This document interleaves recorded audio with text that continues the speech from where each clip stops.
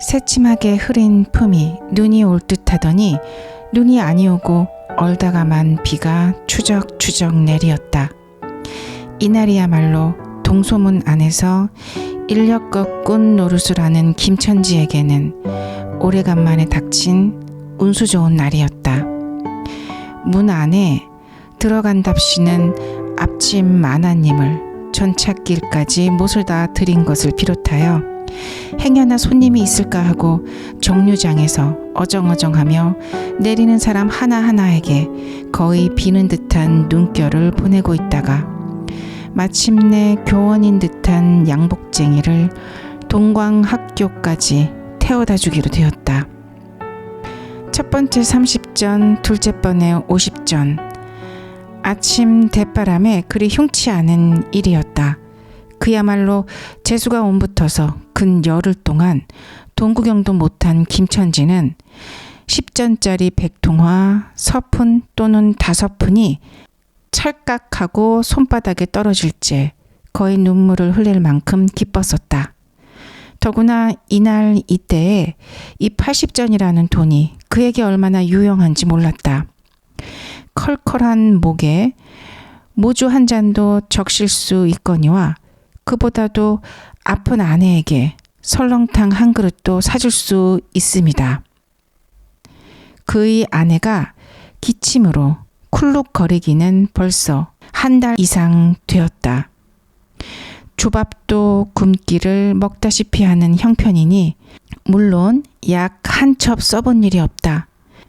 구태여 쓰려면 못 쓸 바도 아니로되 그는 병이란 놈에게 약을 주어 보내면 재미를 붙여서 자꾸 온다는 자기의 신조에 어디까지 충실하였다.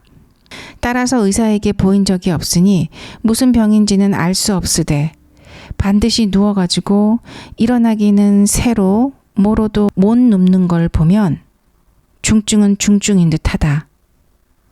병이 이다지 심해지기는 열흘 전에 조밥을 먹고 체한 때문이다. 그때도 김천지가 오래간만에 돈을 얻어서 좁쌀 한 대와 10전짜리 나무 한 단을 사다 주었더니 김천지의 말에 의하면 아내가 천방지축으로 냄비에 대고 끓였다고 한다. 마음은 급하고 불길은 달지 않아 채 익지도 않은 것을 아내는 숟가락은 고만하고 손으로 움켜서 두 뺨에 주먹덩이 같은 혹이 붉어지도록 누가 빼앗을 듯이 처박질 하더니만 그날 저녁부터 가슴이 땡긴다, 배가 캥긴다고 눈을 흡뜨고 지랄병을 하였다. 그때 김천지는 열화와 같이 성을 내며 아주 짧게 타고난 복은 어쩔 수 없어.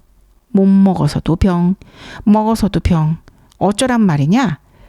왜 눈을 바로 뜨지 못해? 하고 김천지는 아픈 아내의 뺨을 한번 후려 갈겼다. 눈에 이슬이 맺히었다. 김천지의 눈시울도 뜨끈뜨끈하였다. 이 환자가 그러고도 먹는 데는 물리지 않았다. 사흘 전부터 설렁탕 국물이 마시고 싶다고 남편을 졸랐다. 조밥도 못 먹는 년이 설렁탕은 또 처먹고 지랄병을 하게? 라고 야단을 쳐보았지만 못 사주는 마음이 시원치는 않았다. 인제 설렁탕을 사줄 수도 있다. 아픈 아내 곁에서 배고파 보채는 개똥이에게 죽을 사줄 수도 있다. 80전을 손에 쥔 김천지의 마음은 푼푼하였다. 그러나 그의 행운은 그걸로 그치지 않았다. 땀과 빗물이 섞여 흐르는 목덜미를 기름 주머니가 다 된 외목 수건으로 닦으며 그 학교 문을 돌아 나올 때였다. 뒤에서 인력거 하고 부르는 소리가 났다. 자기를 불러 멈춘 사람이 이 학교 학생인 줄 김천지는 한 번 보고 짐작할 수 있었다. 그 학생은 다짜고짜로 남대문 정거장까지 얼마요? 라고 물었다. 아마도 그 학교 기숙사에 있는 이로 동기 방학을 이용하여 귀향하려 함이리라. 오늘 가기로 작정은 하였건만 비는 오고 짐은 있고 해서 어찌할 줄 모르다가 마침 김천지를 보고 뛰어나왔음이리라. 그렇지 않으면 왜 구두를 채 신지 못해서 질질 끌고 비록 고쿠라 양복일망정 계속해서 오래 비를 맞으며 김천지의 뒤를 쫓아서 나왔으랴. 남대문 정거장까지 말입니까? 하고 김천지는 잠깐 주저하였다. 그는 이 비오는 중에 우비도 없이 그 먼 곳을 철벅거리고 가기가 싫었음일까? 처음 것, 둘째 것으로 고만 만족하였음일까? 아니다. 결코 아니다. 이상하게도 꼬리를 맞물고 덤비는 이 행운 앞에 조금 겁이 났습니다. 그리고 집을 나올 때 아내의 부탁이 마음에 캥기었다. 앞집 마나님한테서 부르러 왔을 때 병이는 그 뼈만 남은 얼굴에 유일의 생물 같은 유달리 크고 움푹한 눈에 애걸하는 빛을 띄우며 오늘은 나가지 말아요. 제발 덕분에 집에 붙어 있어요. 내가 이렇게 아픈데. 라고 모기 같은 소리로 중얼거리고 숨은 걸그렁걸그렁 하였다. 그때 김천지는 대수롭지 않은 듯이 앞다 젠장 맞을년 별 빌어먹을 소리를 다 하네. 맞붙들고 그렇게 들쳐 앉아 있으면 누가 먹여 살릴 줄 알아? 하고 훌쩍 뛰어나오려니까 환자는 붙잡을 듯이 팔을 내저으며 나가지 말라도 그래. 그러면 일찍 돌아와요. 하고 목매인 소리가 뒤를 따랐다. 정거장까지 가잔 말을 들은 순간에 경련적으로 떠는 손, 유달리 큼직한 눈, 울듯한 아내의 얼굴이 김천지 눈앞에 어른어른하였다. 그래 남대문 정거장까지 얼마란 말이오? 하고 학생은 초조한 듯이 인력거꾼의 얼굴을 바라보며 혼잣말같이 인천차가 11시에 있고 그 다음에는 새로 2시든가 하고 중얼거린다. 이런 50점만 줍시오. 이 말이 저도 모를 사이에 불쑥 김천지의 입에서 떨어졌다. 제 입으로 부르고도 스스로 그 엄청난 돈 액수에 놀래었다. 한꺼번에 이런 금액을 불러본 지가 얼마만인가. 그러자 그 돈 벌 욕기가 병자에 대한 염려를 사르고 말았다. 설마 오늘 내로 어떠랴 싶었다. 무슨 일이 있더라도 제1, 제2의 행운을 곱친 것보다도 오히려 갑절이 많은 이 행운을 놓칠 수 없다 하였다. 이런 50조는 너무 과한데? 이런 말을 하며 학생은 고개를 기웃하였다. 아니올시다. 이수로 치면 여기서 거기가 시오리는 넘는답니다. 또 이런 비가 오는 날에는 좀 더 주셔야지요. 하고 빙글빙글 웃는 차부의 얼굴에는 숨길 수 없는 기쁨이 넘쳐 흘렀다. 그러면 달라는 대로 줄 터이니 빨리 가요. 관대한 어린 손님은 그런 말을 남기고 총총히 옷도 입고 짐도 챙기러 제 갈대로 갔다. 그 학생을 태우고 나선 김천지의 다리는 이상하게 거뿐하였다. 다름질을 한다느니 보다는 거의 나는 듯하였다. 바퀴도 어찌나 빠르게 도는지 구른다 한다기보다는 마치 얼음을 지쳐나가는 스케이트를 타는 모양으로 미끄러져 가는 듯하였다. 언 땅에 비가 내려 미끄럽기는 하였지만 이윽고 끄는 이의 다리는 무거워졌다. 자기 집 가까이 다다른 까닭이다. 새삼스러운 염려가 그의 가슴을 눌렀다. 오늘은 나가지 말아요. 내가 이렇게 아픈데. 이런 말이 그의 귀에 울렸다. 그리고 병자의 움푹 들어간 눈이 원망하는 듯이 자기를 노리는 듯하였다. 그러자 엉엉하고 우는 개똥이 곡성을 들은 듯 싶었다. 딸꾹딸꾹하고 숨 모으는 소리도 나는 듯 싶었다. 왜 이러우? 기차 놓치겠구먼. 하고 탄이의 초조한 부르짖음이 간신히 그의 귀에 들어왔다. 언뜻 깨달았으니 김천지는 인력거 채를 쥔 채 길 한복판에 엉거주춤 멈춰 있지 않은가. 네. 하고 김천지는 또다시 다름질하였다. 집이 차차 멀어질수록 김천지의 걸음에는 다시금 신이 나기 시작하였다. 다리를 빠르게 놀려야만 쉴 새 없이 자기의 머리에 떠오르는 모든 근심과 걱정을 잊을 듯이 정거장까지 끌어다주고 그 깜짝 놀란 1원 50전을 정말 제 손에 쥐매 제 말 맞다나 10리나 되는 길을 비를 맞고 질퍽거리고 온 생각은 아니하고 거저나 얻은 듯이 고마웠다. 졸부나 된 듯이 기뻤다. 제 자식뻘밖에 안 되는 어린 손님에게 몇 번 허리를 굽히며 안녕히 다녀옵시오 라고 깍듯이 인사하였다. 그러나 빈 인력거를 털털거리며 이 우중에 돌아갈 일이 암담했다. 노동으로 하여 흐른 땀이 식어지자 굶주린 창자에서 물 흐르는 옷에서 어슬어슬 한기가 솟아나기 비롯하며 1원 50전이란 돈이 얼마나 귀찮고 괴로운 것인 줄 절절히 느끼었다. 정거장을 떠나는 그의 발길은 힘 하나 없었다.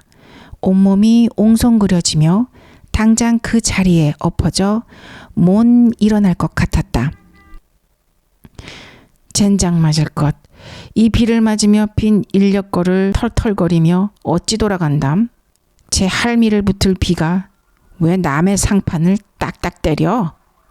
그는 몹시 화증을 내며 누구에게 반항이나 하는 듯이 불평을 늘어놓았다. 그럴 즈음에 그의 머리엔 또 새로운 광명이 비쳤나니 그것은 이러고 갈 게 아니라 이 근처를 빙빙 돌며 차 오기를 기다리면 또 손님을 태우게 될는지도 몰라 라는 생각이었다. 오늘 운수가 괴상하게 좋으니까 그런 요행이 또 한 번 없으리라고 누가 보증하랴. 꼬리를 굴리는 행운이 꼭 자기를 기다리고 있다고 내기를 해도 좋을 만한 믿음을 얻게 되었다. 그렇다고 정거장 인력거꾼의 등살이 무서우니 정거장 앞에 섰을 수는 없었다. 그래서 그는 이전에도 여러 번 해본 일이라 바로 정거장 앞 전차 정류장에서 조금 떨어지게 사람 다니는 길과 전찻길 틈에 인력거를 세워놓고 자기는 그 근처를 빙빙 돌며 형세를 관망하기로 하였다. 얼마 만에 기차는 왔고 수십 명이나 되는 손님이 정류장으로 쏟아져 나왔다. 그 중에서 손님을 물색하는 김천지의 눈엔 서양식 머리를 하고 뒤축 높은 구두를 신고 망토까지 두른 기생 퇴물인 듯 남봉 여학생인 듯한 여편네의 모양이 눈에 띄었다. 그는 슬근슬근 그 여자의 곁으로 다가갔다. 아씨, 인력거 아니 타시랍시오. 그 여학생인지 뭔지가 한참을 매우 교만한 태도로 입술을 꼭 다문 채 김천지를 거들떠보지도 않았다. 김천지는 구걸이나 하는 거지와 같이 계속 연방 그의 기색을 살피며 아씨, 정거장 애들보담 아주 싸게 모셔다 드리겠습니다. 댁이 어디신가요? 하고 추근추근하게도 그 여자의 들고 있는 일본식 가방에 제 손을 대었다. 왜 이래? 남 귀찮게. 소리를 벽력같이 지르고는 돌아선다. 김천지는 어랍시오 하고 물러섰다. 전차는 왔다. 김천지는 원망스럽게 전차 타는 일을 노리고 있었다. 그러나 그의 예감은 틀리지 않았다. 전차가 빽빽하게 사람을 싣고 움직이기 시작했을 때 타고 남은 손님 하나가 있었다. 굉장하게 큰 가방을 들고 있는 걸 보면 아마 붐비는 차 안에 짐이 크다 하여 차장에게 밀려서 내려온 눈치였다. 김천지는 대어섰다. 인력거를 타시랍시오. 한동안 값으로 승강이를 하다가 60전에 인사동까지 태워다 주기로 하였다. 인력거가 무거워짐에 그의 몸은 이상하게 가벼워졌고, 그리고 또 인력거가 가벼워지니 몸은 다시 무거워졌건만 이번에는 마음조차 초조해 온다. 집의 광경이 자꾸 눈앞에서 어린거리며 이제 요행을 바랄 여유도 없었다. 나무 등걸이나 무엇 같고 제 것 같지도 않은 다리를 계속 꾸짖으며 갈팡질팡 뛰는 수밖에 없었다. 저놈의 인력거 꾼이 저렇게 술이 취해가지고 이 진 땅에서 어찌 가노라고 길 가는 사람이 걱정을 할 만큼 그의 걸음은 황급하였다. 흐리고 비오는 하늘은 어두침침하게 벌써 황혼에 가까운 듯하였다. 창경원 앞까지 닿아서야 그는 턱에 닿은 숨을 돌리고 걸음도 늦추잡았다. 한 걸음 두 걸음 집이 가까워 올수록 그의 마음조차 괴상하게 누그러졌다. 그런데 이 누그러움은 안심해서 오는 게 아니오. 자기를 덮친 무서운 불행을 빈틈없이 알게 될 때가 닥쳐온 것을 두려워하는 마음에서 오는 것이다. 그는 불행에 닥치기 전 시간을 얼마쯤이라도 늘리려고 버르적거렸다.